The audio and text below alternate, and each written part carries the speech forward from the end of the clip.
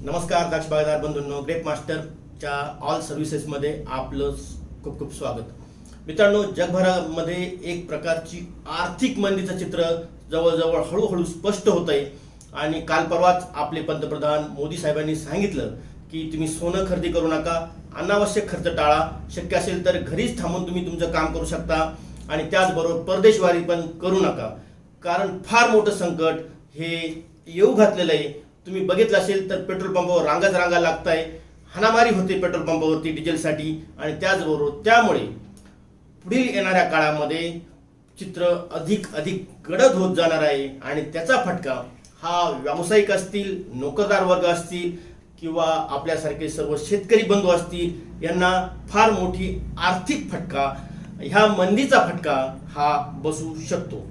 मित्रांनो, यामध्ये बऱ्याच ठिकाणी पेट्रोल डिझेलचे भाव वाढले, कारण इराण इस्रायल पेट्रोलियम जी मिडल ईस्ट देश होते त्यांच्याकडनं येणारा जवळजवळ 20% जागतिक पेट्रोल डिझेलचा पुरवठा हा हॉर्मुझ बंद केल्यामुळे खंडित झाला आहे आणि त्यामुळे जगभरात सगळीकडेच पेट्रोल डिझेलची वानवा झाली आहे, शॉर्टेज झालं आहे आणि त्यामुळे पेट्रोल डिझेल म्हणजे ट्रान्सपोर्टेशन वाढला की सर्वच खर्च तिथे वाढतोय। आज आपण बघितलं असेल की आपल्याला खताचा तुटवडा हा मोठ्या प्रमाणामध्ये होतोय, कारण पेट्रोलियम पदार्थ, खनिज तेल हा एक मात्र सोर्स ऑफ फर्टिलायझर्स आहे आणि त्यामुळे फर्टिलायझरचं प्रोडक्शन कमी आहे, त्याचबरोबर त्याचे रेट वाढलेले आहे 20 ते 25% आणि त्यामुळे आपल्या शेतकरी बंधूंना देखील खतं महाग पडताय, इम्पोर्ट कमी होतंय।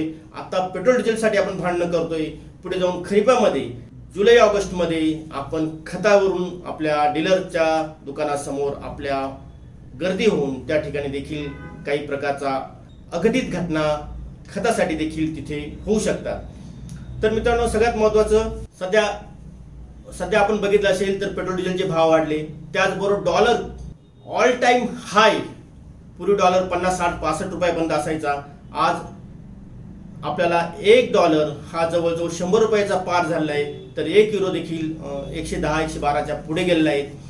त्याचबरोबर शेअर मार्केटमध्ये क्रॅश झालंय असं म्हटलं तर वावगं ठरणार नाही। मागच्या 1-2 वर्षापासून शेअर मार्केट वर खाली होत आहे आणि हजारो नाही तर लाखो कोटी रुपये शेतकरी असतील, इन्व्हेस्टर असतील सिटीमधले, त्यांचे पैसे वाईप आउट झालेले आहेत। वाईप आउट म्हणजे क्षणार्धात नाहीसे झाले, त्याची किंमत व्हॅल्युएशन कमी झाली।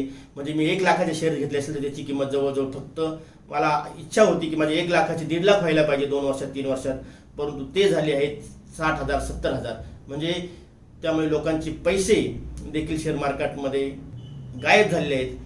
त्याचबरोबर खतांचे दर वाढलेले आहेत आणि त्याचबरोबर पॅनिक होऊन मागच्या एप्रिलमध्ये एकाच महिन्यात जवळजवळ 60 ते 70 हजार कोटी रुपये लोकांनी बँकेतून काढले आणि काही बँका देखील अडचणीत येण्याची शक्यता आहे, असं वरिष्ठ ऑथॉरिटी म्हणजे अर्थ खात्याचे मंत्री असतील किंवा त्या लेवलचे लोक असतील किंवा अर्थतज्ञ असतील ते सांगताय की बँकावरती देखील मोठ्या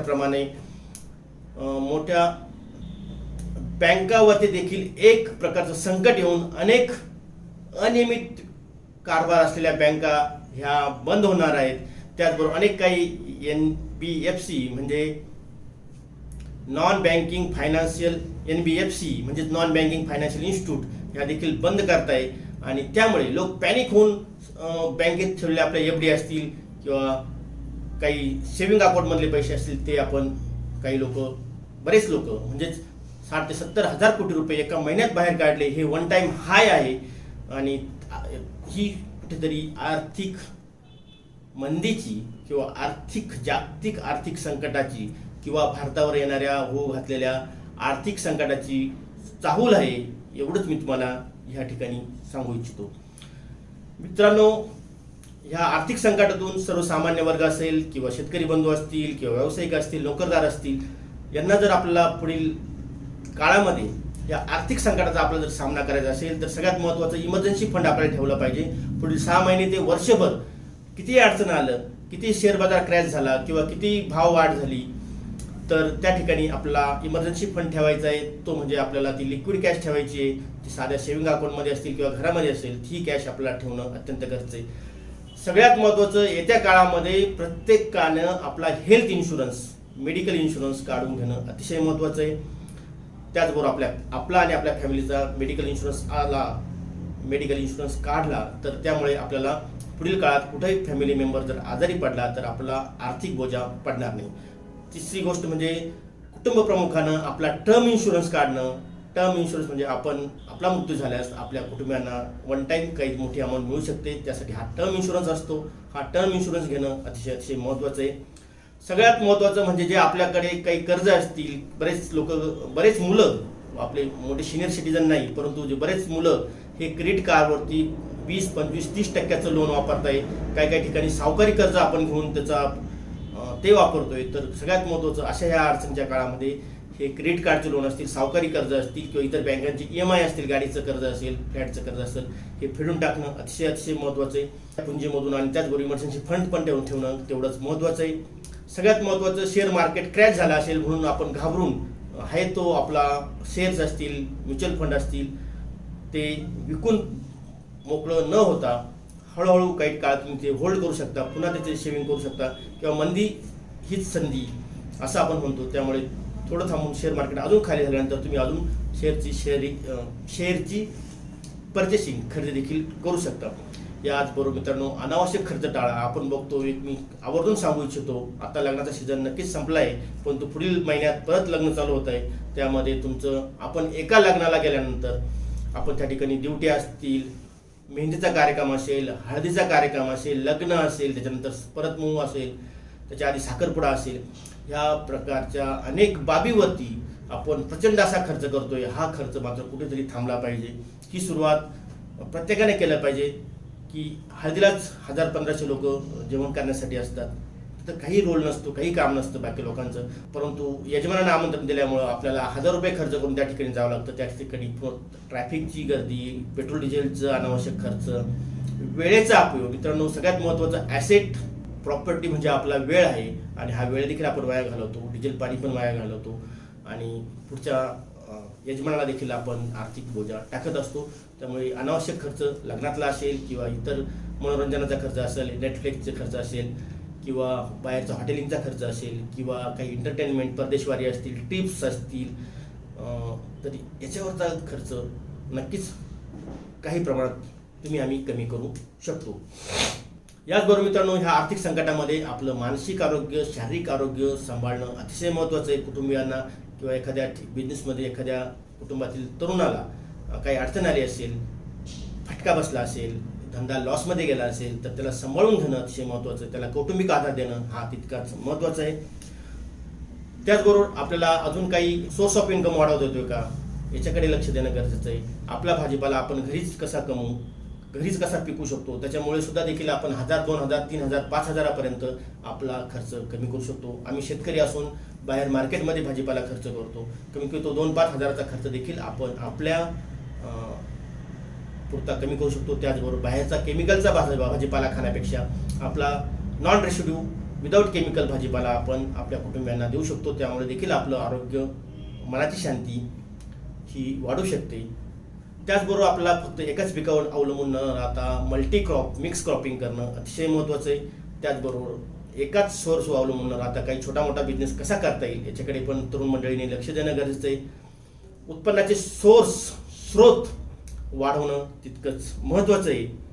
आणि मित्रांनो, आपल्या शेतकरी बंधूंमध्ये, शेतकरी बांधवांमध्ये, एकाच कुटुंबामध्ये 2 ते 3 भाऊ असतात, 4-5 माणसं असतात आणि शेती 2-5 एकर किंवा 10 एकर असते. परंतु 10-20 एकर शेती एक माणूस आरामात करू शकतो आणि त्या ठिकाणी 4 माणसं असतात आणि मग आपण भाऊ नानांच्या मागे लागून निम्मा वेळ हा आपण वाया घालत असतो. पण त्याच निम्म्या वेळापेक्षा आपण काहीतरी छोटं मोठं हॉटेल असेल, छोटं मोठं धंदा असेल, काही ऑनलाईन शॉपिंग असेल, खरेदी विक्री असेल, अशा प्रकारचा छोटा मोठा इन्कम ऑफ सोर्स आपल्या तरुण मुलांनी शिकलं पाहिजे आणि तो वाढवला पाहिजे. आणि अशा पद्धतीनं ह्या आर्थिक संकटाला, आर्थिक मंदीला घाबरून न जाता आपल्याला त्याच्यातून अनेक मार्ग आपल्याला निघू शकतात. फक्त तुम्हाला ह्या आर्थिक संकटाची चाहूल येते आणि त्यामुळे खताचे रेट वाढत आहे, ट्रान्सपोर्टेशन वाढतंय आणि त्याचबरोबर आपला उत्पादन खर्च वाढतोय, औषधांचे खर्च देखील वाढत आहे, लेबरचे खर्च वाढत आहे आणि त्यामुळे याच्या तोडीमध्ये आर्थिक मंदी वाढवली. लोकांकडे पैसा नाही आहे, त्यामुळे लोकांची खरेदीची ताकद कमी झालेली आहे आणि त्यामुळे आपल्या भाजीपाल्याला फळाला हा भाव देखील कमी असणार आहे. आर्थिक मंदीमुळे युरोपमध्ये जो आपला द्राक्ष डाळिंब जातो असतो, केळी जात असतात, त्याचाही फटका, तिथे चांगले भाव असणार नाही. आज एवढं शॉर्टेज असताना देखील तिथे फार असं आपल्या द्राक्षाला रेट नाही आहे. म्हणजे एवढ्या हाय रेटनं घेऊन एक्सपोर्टरला त्यांना त्याच तुलनेमध्ये समांतर पैसे मिळत आहे किंवा काही ठिकाणी क्वालिटीचा पण लॉस होतोय आणि त्यामुळे क्वालिटीमुळे देखील काही लॉस होतोय आणि त्यामुळे तिथे एवढा जास्त आर्थिक रिस्क घेऊन एक्सपोर्टर आपला माल पाठवतो, परंतु त्याला तिथे नफा मिळण्याची शक्यता देखील कमी झालेली आहे. माल किपिंग क्वालिटी कमी झालेली आहे. त्या ठिकाणी बऱ्याच अशा क्लेम्स, बऱ्याच अशा अडचणी, क्वालिटी रिपोर्टमध्ये बऱ्याच अशा ब्रुजिंगची अडचण असेल, रॉटिंगची अडचण असेल, या अडचणी देखील वाढलेल्या आहे आणि त्यामुळे ह्यावेळेस तर शॉर्टेज असून अशा पद्धतीचं परिस्थिती आहे. पण पुढे जाऊन पुढच्या वर्षी देखील आपल्याला खर्च कमी करावा लागणार आहे आणि आता आपला खर्च वाढला तर तिथे बाईंग पॉवर हा युरोपमध्ये, भारतामध्येच नव्हे तर पूर्ण जगभरात बाईंग पॉवर कमी झाली आहे, आर्थिक मंदी आलेली आहे आणि त्यामुळे पुढे जाऊन देखील आपल्याला रेट कशी मिळतील हे आज सांगता येणार नाही. 1 वर्षात जर परिस्थिती सुधारली तर काही होऊ शकतं, परंतु सध्या तरी आपण वाईटाचा विचार करून चांगलं कसं होईल, या वाईटातून चांगलं कसं काढता येईल, वाईटामध्ये आपण आहे त्या परिस्थितीला तोंड देऊन पुढील आर्थिक गणित कसं जुळवता येईल याच्याकडे बघावं लागेल. आणि तुम्हाला जाता जाता एक गोष्ट सांगतो की आर्थिक मंदी आली आहे आणि त्यामुळे एक रिक्षावाला येत होता आणि तो घरी आला आणि आपल्या बायकोला मारझोड करायला लागला. एक रिक्षावाला घरी आला आणि आपल्या बायकोला मारझोड करायला लागला तर ती म्हणे, अहो मला मारता का. तो म्हणे, सारे लोक बोलताय, साऱ्या गल्लीमध्ये लोक बोलताय की मंदी चालू आहे. तू कुठे तोंड काळा करायला गेली होती, कुठे शेण खाल्लं मला सांग. सगळे लोक म्हणताय मंदी चालू आहे. मग ती बायको म्हणते, भाऊ माझं नाव मंदी आहे, परंतु मंदी ही आर्थिक मंदी चालू आहे, मी मात्र पतिव्रता आहे. आणि मग तिच्या नवऱ्यानं कपाळाला हात मारून घेतला.